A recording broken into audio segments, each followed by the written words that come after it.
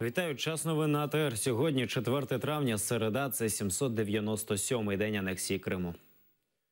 Україна може отримати цього року безвізовий режим з Євросоюзом. Про це заявив єврокомісар з питань розширення європейської політики сусідства Йоханнес Хан.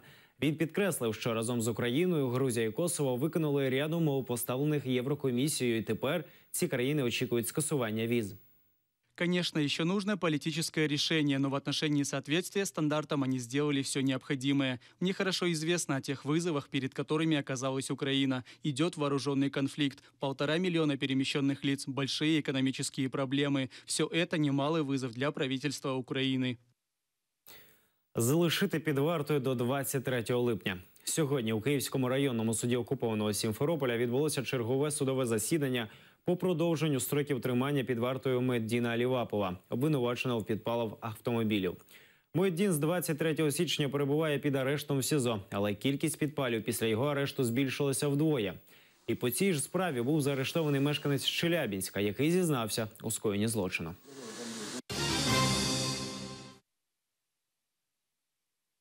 Геннадій Афанасьєв практично не виходить з штрафного ізолятора. Про це заявила його мати Ольга Афанасьєва. Він фігурант кримінальної справи за звинуваченням в організації терористичної організації в Криму.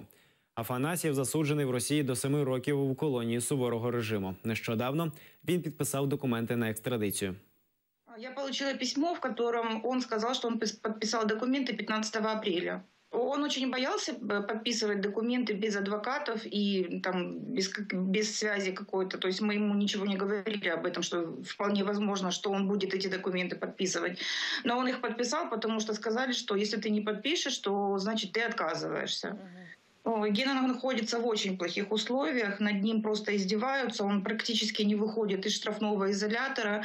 Недавно на него умышленно уронили койку, он зафиксировал побои, гематомы большие на ноге. Ну, то есть условия, конечно, очень плохие, и очень, конечно, хотелось бы, чтобы ребята побыстрее вернулись домой. И он сидит в одиночной камере, это все делают сотрудники колонии. Он мне писал о том, что ему пытаются навязать паспорт гражданина России. Они обманным путем заставили его сфотографироваться, они сказали, что это наличное дело, а потом, как он мне написал в письме, что ха-ха-ха, сотрудники колонии ему в лицо рассмеялись и сказали, что мы тебя обманули, так и сказали, мы тебя обманули, мы тебя сфотографировали на паспорт Российской Федерации. Но, насколько я знаю, такие паспорта приготовлены всем ребятам, которые проходят по нашему делу, но никто их не подписал. Хидерлєз пройшов на високому рівні. Таку думку висловив спікер окупаційного парламенту Криму Володимир Константинов. За словами окупаційної влади, свято відвідали понад 50 тисяч людей. Однак, крім кримських татар, на захід завезли бюджетників і студентів. За нашими підрахунками, у найчисленніший момент на святі були присутні кілька тисяч. Ожидание всего самого хорошего, все того, чего люди не могли десятилетиями добиться. Вот это сегодня настроение, которое преобладает в крымском сообществе. И то количество людей, которые на этом празднике пришли сами. В этом году праздник проводится с небывалым размахом. Более 50 тысяч участников данного мероприятия. Хидерлєз действительно стал объединяющим праздником для всех крымчан. Очень много приглашенных. В Одесі напали на журналістів. Зловмисники приїхали на Хонді до будівлі 7-го телеканалу і розпочали бійку із журналістами. Потім один із злочинців побіг до машини, дістав рушницю і почав стріляти по телевізійникам. Чоловік поранив журналіста у плече й голову, в 2 операторів травми і переломи носа, струс мозку. Напад стався після того, як канал зняв на відео ДТП. Зараз постраждалі у лікарні. Он говорит, иди за помпой, еще здесь долго разговаривать. Один уходит, следует дальше удар Бондаренко, Сорокину, после чего я тоже вступаю за своих, накидываю на одного его кофту, после чего я слышу выстрелы помпы. Сечение брови, попадание с помпового ружья не у меня, у второго. У третьего разбитый нос. Такое впечатление, что мы возвращаемся во времена бандитских разборок с применением оружия. Мы категорически этого не приемлем, мы будем бороться против этого. И сейчас мы будем обращаться к нашим коллегам с других каналов, потому что то, что происходит, это желание раскачать ситуацию. Убивця одеситів тепер розповідає в Криму про одеську трагедію. 2 травня російська влада влаштувала в Севастополі мітинг з нагоди річниці так званої одеської трагедії. Основним коментатором подій для місцевих ЗМІ став Едуард Айрапетян, який сам брав участь у розстрілі одеситів, у числі проросійських тітушків. На Куликовое поле мы попали уже, когда уже все полыхало, все уже было поздно. Ну, что рассказать? Страх, ужас, преступление, организованное. Служба безопасности Украины, они все были в курсе, потому что все эти нацгвардии, все эти радикальные группировки, все они были привезены в Одессу заранее. Было подготовлено все для этого. Они были вооружены. На самом деле, эта цифра гораздо больше, ну, если не 10 раз. Примерно, то есть колеблется цифра от 300 до 500, до 600 даже человек.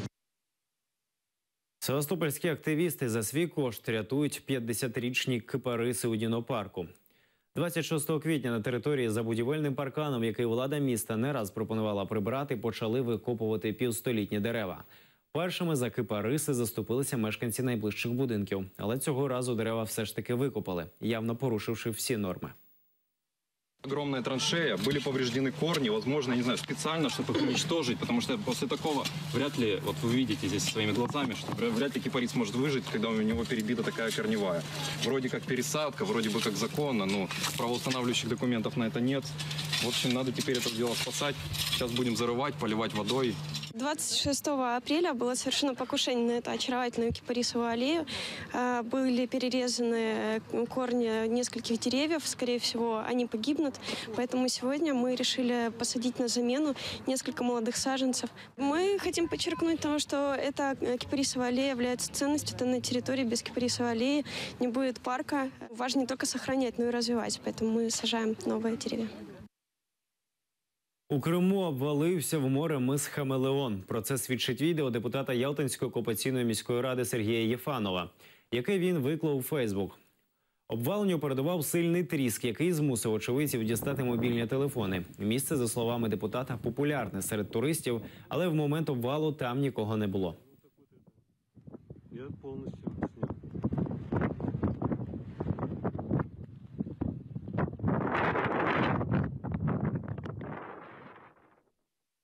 Що знають кияни про репресії в окупованому Криму? Таке питання поставили наші журналісти мешканцям і гостям української столиці. З'ясувалося, темою Криму цікавляться одиниці. Ничего не знаю, меня это не интересует. Что Меджлис запретили.